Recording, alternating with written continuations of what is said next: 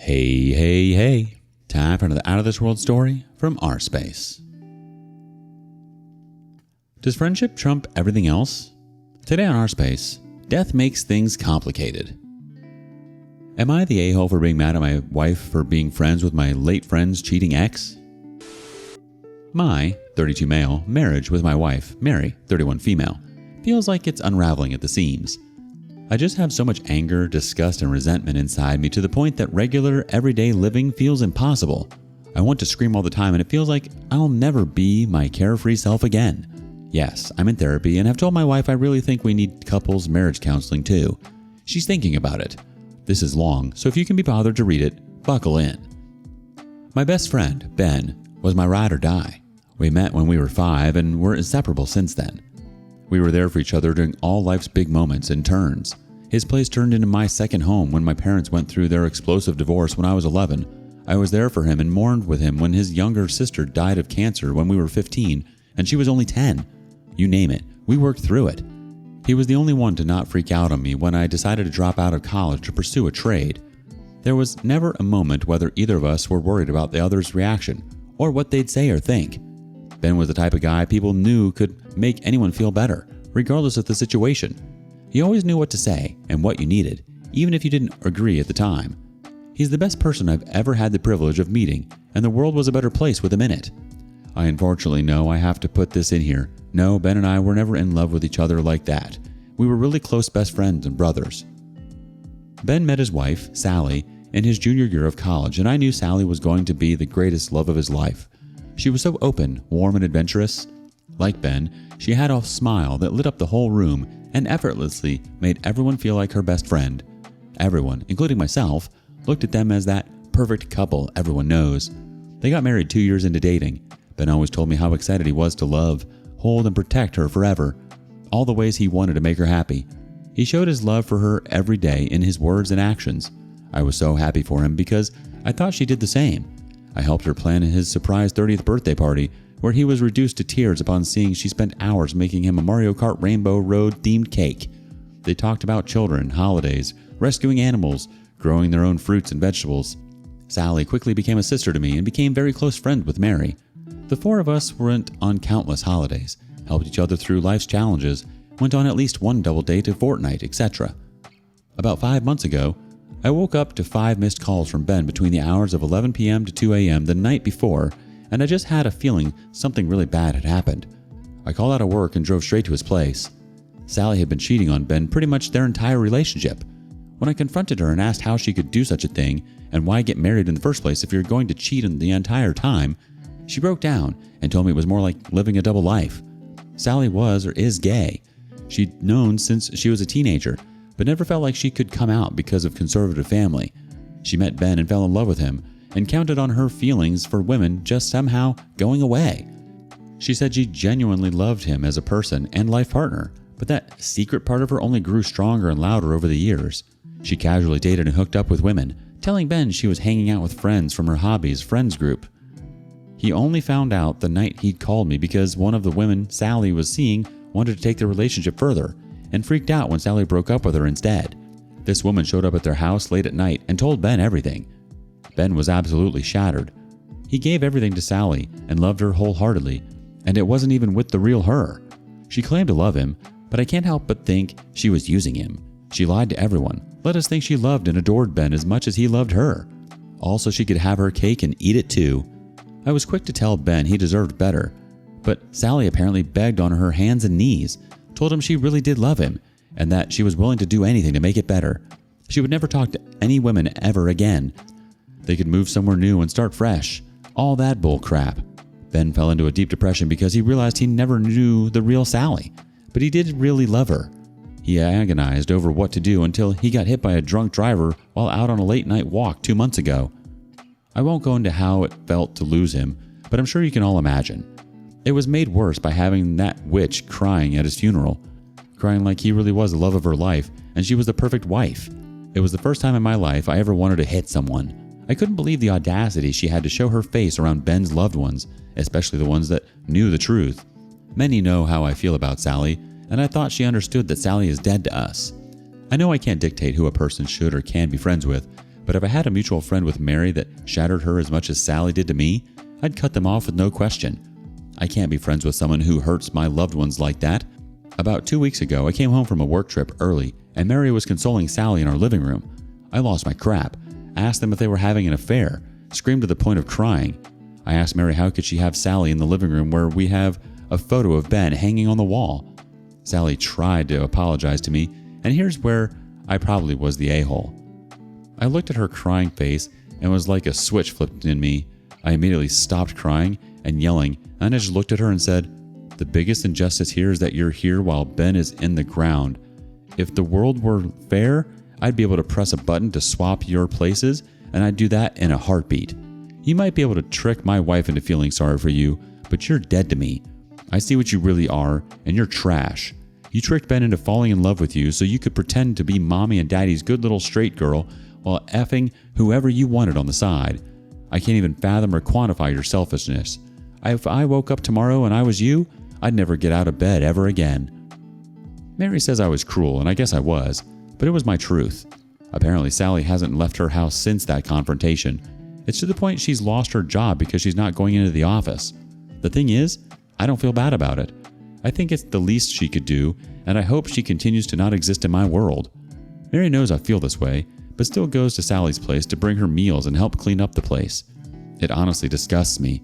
We've had many explosive arguments about it, and for the first time in our marriage, I feel like we might not recover from this.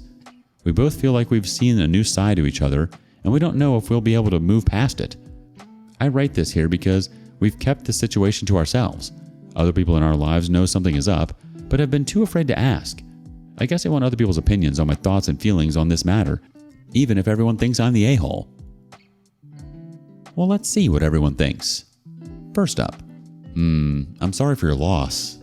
That said, I think that if you can't accept your wife is allowed to have different feelings about this than you might as well just walk away. I don't think you're being fair to say she never loved him. Love, like life, is complex and messy sometimes. And to be honest, I think you're wrong to say she doesn't deserve to grieve him. I don't think she should have brought her into your home. That is shared ground, and she needs to respect your feelings there.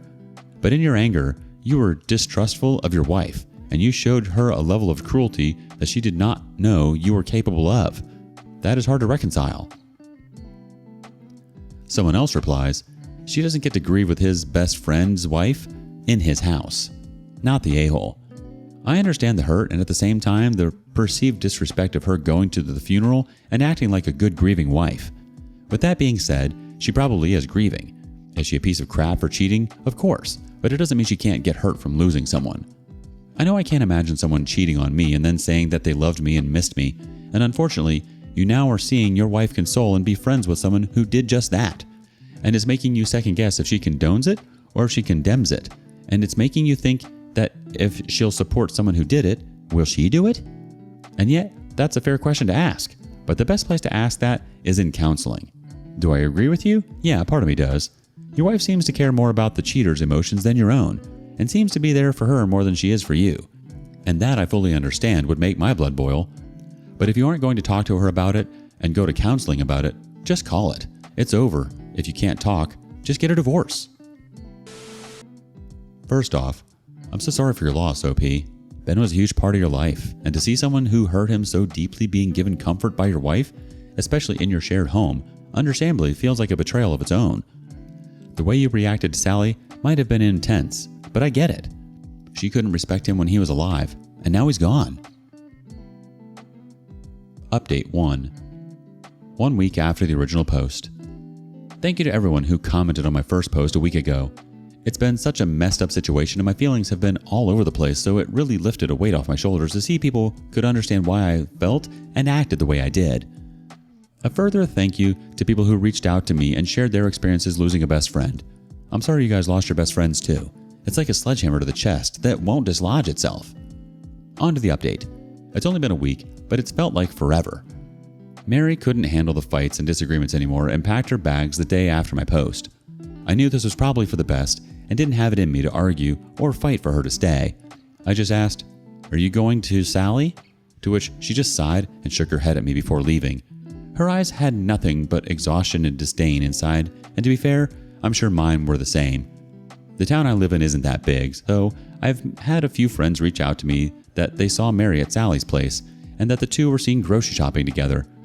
I wake up every day to an empty house, knowing Mary is at Sally's, looking after her, asking if she's okay, cooking her meals, cleaning her house. She hasn't called or texted me at all, other than to answer my call last night with, "I'm not going to talk to you until you apologize to Sally," and hanging up when I try to explain myself. I know I'd be lying if I said I felt bad for what I said to Sally at all. There's no point in hollow apologies, and I especially don't think there's a point if there's nothing left to fix in my marriage. Mary has made it clear where her loyalties and priorities lie. I just don't understand how she can go from holding me while I cried in her arms to choosing Sally over me and ignoring me. My therapist is advising me to let myself just feel my feelings and process before making any big life choices. And she's probably right, but I've lost all respect for Mary. I never would have thought she'd betray me this way. I lied awake last night when I suddenly had the thought, what if Mary came back on her hands and knees begging and apologizing? What if she gave me the best apology she could possibly give for me for this situation? What would it change? It breaks my heart, but deep down, I feel like it wouldn't change anything. There's some things that can't be forgiven. There were a few comments and DMs asking if Mary and Sally could be having an affair or if Mary knew about Sally before everything exploded. Those questions did keep me up when all of this started going down, but now I can't bring myself to care. My life doesn't make anymore, so another cluster F detail wouldn't really change much in the grand scheme of things. I've drafted a text that could be the last text I send to Mary, and it goes as follows. Mary, your priorities and loyalties in this situation have been made very clear to me. I don't know if I want to try to save our marriage and the life we've built together, but at this point, I don't think there's anything left to save. You abandoned me during what I can only hope is the worst time of my life. You've invalidated my grief and anger for what? The woman who's been lying to and betraying us for years? The woman who used and strung Ben along for years? I don't recognize you right now. It's like I went to bed in a world that made sense one night and woke up in a nightmare. I think the only way forward here is for us to get lawyers and communicate through lawyers. I will not be leaving my house. If you want to collect your things, please let a relative know so I can arrange that with them.